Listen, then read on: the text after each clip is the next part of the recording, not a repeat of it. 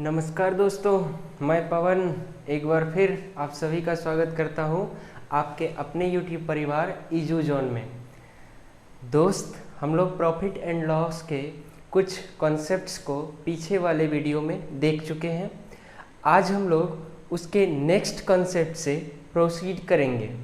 देखिए, हमने पीछे के वीडियो में प्रॉफिट एंड लॉस क्या होता है सेलिंग प्राइस, क्या होता है कॉस्ट प्राइस, कैसे हम प्रॉफिट को कैलकुलेट करेंगे, अगर हमारे पास प्रॉफिट आ गया तो हम लोग प्रॉफिट परसेंट को कैसे कैलकुलेट करेंगे, कैसे लॉस परसेंट को कैलकुलेट करेंगे, इन सभी बातों को हमने पीछे के लेक्चर में कवर किया हुआ है। अगर आप इस लेक्चर के साथ इस YouTube परिवार से जुड़ रहे हैं तो आप इस चैनल को सब्सक्राइब कर लेंगे, अच्छा लगे तो लाइक कर देंगे, और पीछे का इसका कंसेप्ट देखना चाहेंगे तो हम इसी वीडियो के डिस्क्रिप्शन में पीछे वाले लेक्चर का लिंक दे देंगे। आप यहाँ से उस लेक्चर को भी कवर कर पाएंगे। तो आइए शुरुआत करते हैं हम अपने कंसेप्ट्स का। देखिए, आज हम लोगों को मार्क प्राइस, डिस्काउंट और सेलिंग प्राइस के बारे में जानना था। मार्क प्राइस क्या होता है, सबसे पहले हम लोग उसको समझेंगे। देखिए, मार्क प्राइस मतलब होता है the price which is marked on article. The price which is marked on article, जो भी प्राइस आर्टिकल पे मार्क किया हुआ रहता है, मतलब कि लिखा हुआ रहता है, वही आपका हो गया मार्क प्राइस। वही क्या हो गया? Mark price. अब हमें कोई कुछ ना कुछ क्या मिल जाता है? डिस्काउंट मिल जाता है, और जब मार्क प्राइस में डिस्काउंट को माइनस कर देते हैं तो हमारा सेलिंग प्राइस निकल के आ जाता है। आइए समझते हैं। हमने कोई भी चीज़ दुकान पे खरीदने के लिए गया, मान के चलिए हम शर्ट ही खरीदने के लिए गए। क्या खरीदने गए? शर्ट। उस शर्ट का मार्क प्राइस है 100 रुपीज़। क्या है? 100 रुपीज़। 100 रुपीज़ में शर्ट मिल जाएगा? मिल जाएगा। देखिए, मार्क प्राइस कितना है? 100 रुपीज़। अब लेकिन आपने पूछा, आपने देख लिया कि जो इस शर्ट का मार्क प्राइस है, जो लिखा हुआ है वो 100 रुपीज़ है, लेकिन आप फिर भी पूछे भैया देना कितना पड़ेगा, भैया देना कितना पड़ेगा, तब भैया बोलते हैं अरे आप तो रेगुलर कस्टमर हैं, आप 90 रुपया ही दीजिए। आप क्या दीजिए? 90 रुपीज़ ही दीजिए। तो आप सोचे कि आखिरकार जो मार्क प्राइस था, लेकिन हमें देना कितना पड़ रहा है? 90 रुपीज़। तो ये 90 रुपीज़ उस दुकानदार का क्या हो गया? Selling price. क्या हो गया? Selling price. क्योंकि आप पीछे के लेक्चर में सेलिंग प्राइस के बारे में जान चुके हैं। The price at which anything sold, the price at which anything sold is called selling price. तो उस शॉपकीपर ने कितना सेलिंग प्राइस बताया? कितना में बताया आपको शर्ट मिल जाएगा? तो 90 रुपीज़ में। तो 90 रुपीज़ आपका क्या हो गया? Selling price.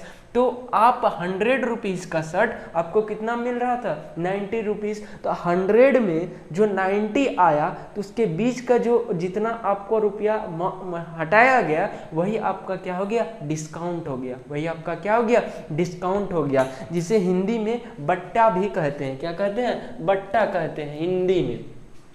देखिए, अब हम लोग बट्टा को किस प्रकार से निकालेंगे? बट्टा हम लोगों को निकालने का मेथड होगा, यदि हमारे पास मार्क प्राइस है और जितना सेलिंग प्राइस बताया जा रहा है, तो मार्क प्राइस में अगर सेलिंग प्राइस को माइनस कर देंगे तो हमारा डिस्काउंट आ जाएगा। क्या आ जाएगा? डिस्काउंट आ जाएगा। तो देखिए, मार्क प्राइस कितना है? 100 रुपीज़। उसमें डिस्काउंट कितना है? 10। डिस्काउंट कितना? डिस्काउंट हमें निकालना है। तो मार्क प्राइस और सेलिंग प्राइस का दिया है 90 है, सेलिंग प्राइस का दिया है 90 है। तो अगर हमें डिस्काउंट निकालना हो, अगर हमें क्या निकालना हो? डिस्काउंट निकालना हो, तो डिस्काउंट निकालने का फॉर्मूला हो जाएगा mark price minus selling price. Mark price minus selling price. तो मार्क प्राइस आपका हो गया 100 रुपीज़, सेलिंग प्राइस हो गया आपका 90 रुपीज़। तो आपका जो डिस्काउंट हुआ वो 10 रुपीज़ का हो गया। डिस्काउंट कितना का हो गया?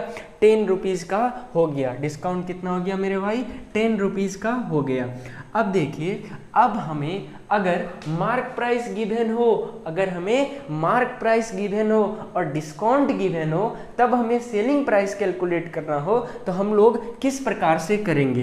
देखिए, अगर मार्क प्राइस मान लीजिए किसी भी ऑब्जेक्ट का 500 रुपीज़ है और हमें कह दिया गया कि उसमें आपको 100 रुपीज़ का डिस्काउंट मिलेगा। क्या मिलेगा? 100 रुपीज़ का डिस्काउंट मिलेगा। तब आप सेलिंग प्राइस कैलकुलेट करना चाहेंगे तो आपको करना होगा मार्क प्राइस माइनस डिस्काउंट। क्या करना होगा? Mark price minus discount. तो मार्क प्राइस आपका कितना हो गया? 500 रुपीज़। मार्क प्राइस कितना हो गया? 500 रुपीज़। और डिस्काउंट कितना हो गया? 100 रुपीज़। डिस्काउंट कितना हो गया? 100 रुपीज़। तो सेलिंग प्राइस हो जाएगा मार्क प्राइस माइनस डिस्काउंट बराबर 400 रुपीज़। तो वो चीज़ जो 500 रुपये की थी लेकिन आपको 100 रुपये का बट्टा मिल गया, तो अब वह चीज़ का कीमत कितना हो जाएगा? 400 रुपया। अब जो दुकानदार आपसे लेंगे वो कितने लेंगे? 400 रुपीज़ लेंगे। तो ये आपका क्या हो गया? Selling price. अब हमें कह देगा कि परसेंटेज डिस्काउंट कितना है, परसेंटेज डिस्काउंट कितना हुआ।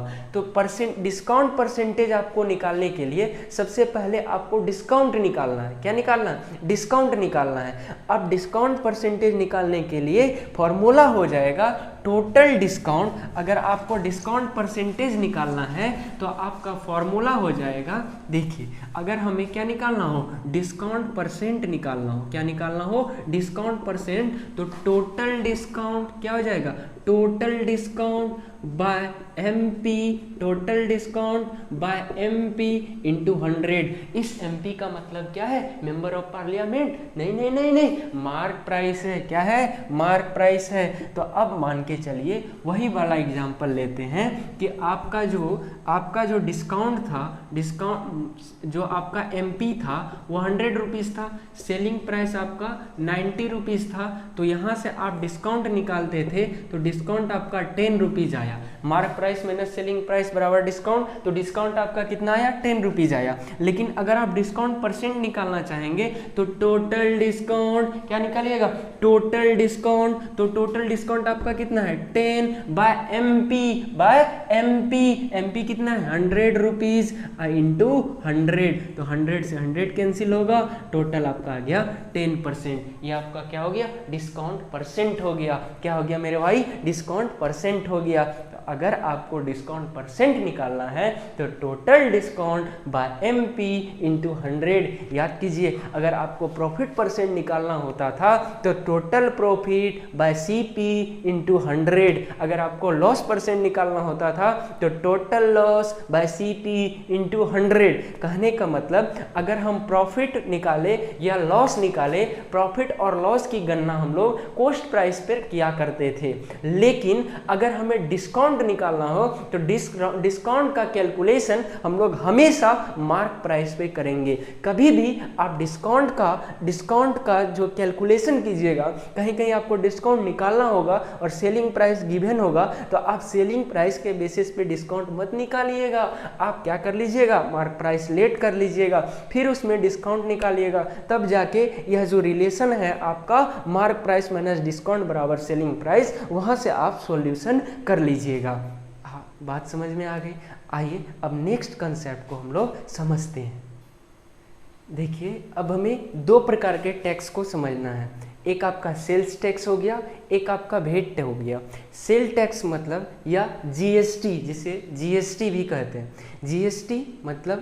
GST मतलब goods and service tax. Goods and service tax, यह जो टैक्स होता है यह किसी भी चीज़ के प्राइस में एडेड नहीं रहता है, यह एक्स्ट्रा एडेड हो जाता है। यह एक्स्ट्रा एडेड हो जाता है। कहने का मतलब यदि किसी भी चीज़ का प्राइस कितना है? 6000 है। कितना है? 6000 है। और उस पर GST कितना लगा? 20%। GST कितना लग गया? 20%। अगर आपको एक्चुअल प्राइस पूछा जाएगा तो आपको सबसे पहले 20% ऑफ 6000 कैलकुलेट करना होगा। क्या करना होगा मेरे भाई? 20% ऑफ 6000। तो 20% हटाना है, नीचे 100 लाना है, इंटू 6000, 0000। तो ये आपका हो जाएगा 6 2 12, 00। कितना हो जाएगा? 1200। कितना हो जाएगा मेरे भाई? 1200। 1200 आपका क्या हो गया? 1200 क्या हो गया जीएसटी, 1200 आपका क्या हो गया जीएसटी। तो एक्चुअल प्राइस अगर निकालेंगे आप तो जो इसका प्राइस था 6000 प्लस जीएसटी यह ऐड हो जाएगा और एक्चुअल प्राइस हो जाएगा 7200। तो यह जो सेल्स टैक्स होता है यह प्राइस में एडेड नहीं रहता है, यह प्राइस आपको ऐड करके एक्चुअल प्राइस बताना होता है, एक्चुअल प्राइस बताना होता है। लेकिन एक टैक्स होता है वेट टैक्स। क्या होता है VAT tax, VAT, value added tax, value added tax. यह वेट टैक्स जो होता है, अब देखिए इसमें क्या वर्ड जुड़ा हुआ है, एडेड, एडेड मतलब कि यह टैक्स लगा हुआ है, यह टैक्स लगा हुआ है प्राइस में। अब आपको अगर एक्चुअल बिल बताना हो कि आखिरकार इसका कितना प्राइस रहा होगा कोई भी 6000 के ऑब्जेक्ट में, तो आपको 10% 6000 का कैलकुलेट करना होगा। तो 10% ऑफ 6000 10/100 इंटू 6000 00 कैंसिल 600 होगा। तो एक्चुअल बिल आपका हो जाएगा 6000 माइनस 600 मतलब कि फिर 5400। इसका एक्चुअल प्राइस कितना हो जाएगा 5400। तो दो प्रकार के टैक्स को आप समझ पाए हैं। अगर आपको सेल्स टैक्स दे दे, सेल्स टैक्स दे दे और गुड्स का प्राइस दे दे, गुड्स का प्राइस दे दे और एक्चुअल बिल या एक्चुअल प्राइस पूछे, तो आपको जितना परसेंट दिया हुआ है उस प्राइस का उतना परसेंट आप निकालिए और उसमें ऐड कर दीजिए, तो वह आपका एक्चुअल बिल हो जाएगा। लेकिन यदि आपको वेट टैक्स दिया हुआ है और जो प्राइस है वो दिया हुआ है और आपसे एक्चुअल बिल या एक्चुअल प्राइस पूछे, तो आप क्या कीजिए उस वेट जितना परसेंट दिया हुआ है उस प्राइस का उतना कैलकुलेट कर लीजिए और उसमें आप क्या कर दीजिए माइनस कर दीजिए, उसमें आप क्या कर दीजिए माइनस कर दीजिए। तो वह आपका क्या आ जाएगा एक्चुअल प्राइस आ जाएगा, वह क्या आ जाएगा आपका एक्चुअल प्राइस आ जाएगा। तो आशा करते हैं कि आप यह जो मार्क प्राइस होता है, डिस्काउंट होता है, सेलिंग प्राइस होता है, सेल्स टैक्स होता है या जीएसटी होता है या वेट टैक्स होता है या कोई भी टैक्स होता है, आप उसको बेहतरीन ढंग से समझ पाए हैं। तो आप इस जो कंसेप्ट पढ़े हैं इस पे बेस्ड आप क्वेश्चंस कर लीजिए, आपका हर एक क्वेश्चंस बनेगा, क्योंकि प्रैक्टिस तो आपको ही करना है, प्रैक्टिस तो आपको ही करना है। यहाँ से आप क्या ले लीजिए कंसेप्ट ले लीजिए, प्रैक्टिस के लिए कोई भी बुक उठा लीजिए और आप बनाइए। अगर ये सब समझने में थोड़ा भी दिक्कत हो तो इससे पीछे वाला आप लेक्चर को देखिए, इसके पीछे वाले लेक्चर को देखिए, ठीक है। अपने जीवन में यूं ही मस्त रहिए, जबरदस्त रहिए और देखते रहिए आपका अपना YouTube परिवार इजू जॉन। जय हिंद, मिलेंगे हम लोग नेक्स्ट वीडियो में।